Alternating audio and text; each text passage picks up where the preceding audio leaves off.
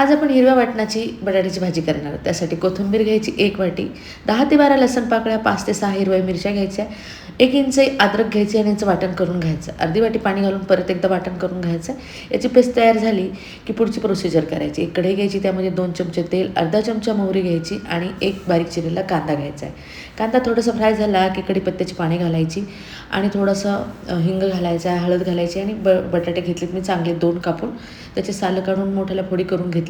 मग नंतर घालायचे अर्धी वाटी मटार, चवीनुसार मीठ घालायचं आहे आणि व्यवस्थित फ्राय झालं की अर्धा चमचा लाल मिरच पावडर, अर्धा चमचा धणे पावडर घालायची आहे आणि आपण जे हिरवं वाटण करून घेतलं आहे ते घालायचं आहे. एकसारखं फ्राय करून घ्यायचं. नंतर घालायचं आहे त्यामध्ये गरम मसाला, मंद आचेवर शिजू द्यायचं आहे आणि नंतर तुम्ही इथे बघू शकता थोडंसं पाणी टाकून शिजू द्यायचं अर्धा ग्लास आणि मस्त शिजल्यानंतर कोथिंबीर घालायची आणि गरमागरम भाजी फुलक्यासोबत खायला घ्यायची किंवा भातासोबत कशासोबतही तुम्ही खाऊ शकता.